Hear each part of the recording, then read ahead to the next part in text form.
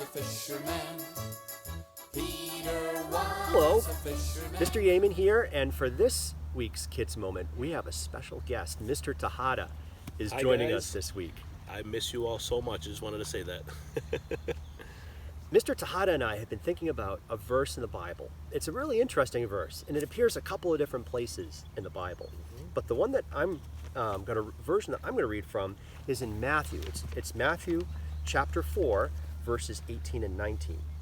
It says, "While walking by the Sea of Galilee, Jesus saw two brothers, Simon, who is called Peter, and Andrew, his brother, casting a net into the sea, for they were fishermen. And Jesus said to them, 'Follow me, and I'll make you fishers of men.'" Now, this is important because Jesus calls us to follow him. And what we're going to talk about this week is about what did Jesus mean when he said that we need to become fishers of men, or people fishers. I'm ready. All right, so here we are, Mr. Tejada, fishing rod.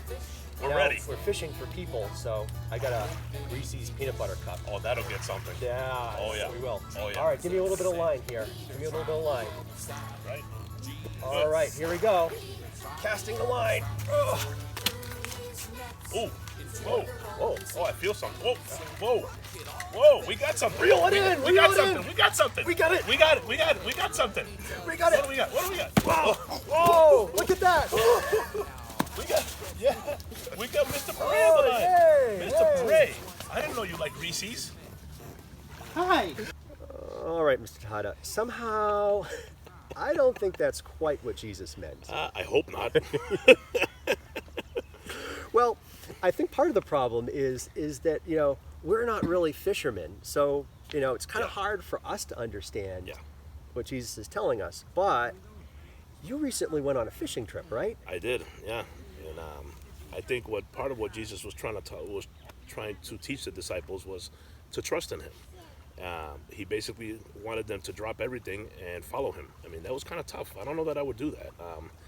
The four biggest things, which kind of goes back to the verse, the first thing is patience.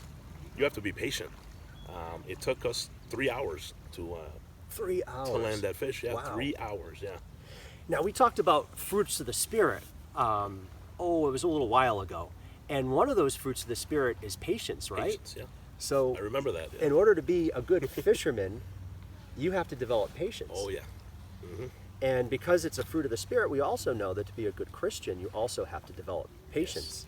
It took my friend about 20 years to working with me, talking to me about Jesus, talking to me about the Bible, and 20 years later, I became a Christian. Yeah. Now, it also involves kind of being in the right place at the right time. Oh right? yeah, oh yeah, big time, yeah. I mean, the ocean's a big place, and Yeah, it's it's a full big of place. fish, but the fish aren't everywhere in the Oh ocean, no, right? it's a big ocean.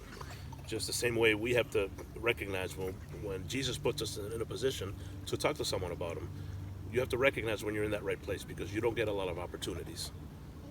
Yeah, and the Holy Spirit's kind of like our guide. We've talked about the Holy Spirit before, and when we go out and we want to tell other people about Jesus, we don't know who the Holy Spirit's been working on to get to that right spot where they're ready to hear about Jesus. So the Holy Spirit's kind of like our fish finder. We had a fish finder on the boat. And then Well- the next one is it's really hard work.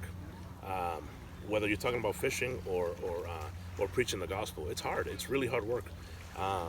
As far as the fishing aspect goes, we were pretty sore for a few days after the trip, and just the preparation and everything that goes into before you even go on the trip. No, wait a is- second here. is Wait a really second. hard. Wait a second, Mr. Tejada. You're destroying my vision of fishing. I always thought fishing was the most relaxing thing in the world. You get there in a boat, you throw the line out, and you can sit and read a book, and take a nap, and the fish kind of jump into your boat. No. Kind of no.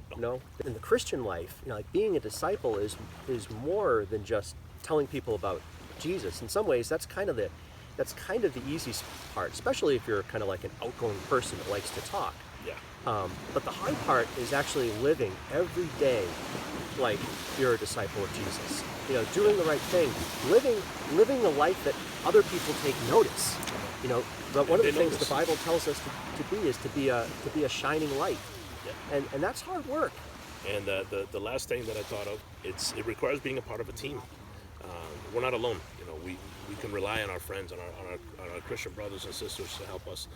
Just like on the boat, there were 7 of us helping out. 7? 7 people. It took 7 of us. It was a team. When I think about fishing, I think about one person kind of all there by himself, just kind of doing his own little thing. You're telling me that when you're fishing for real, you can't just be out there on your own? No.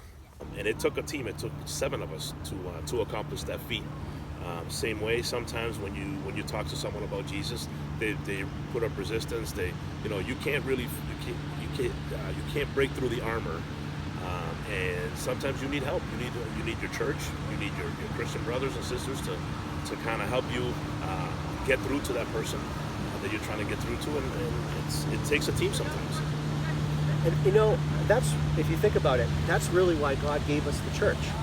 When Jesus sent out the disciples, he didn't just send them out kind of on their own to do their own thing. He sent them out in teams. And I think, that's really important, that God really made the church to be kind of our team for doing this whole people fishing kind of thing really well.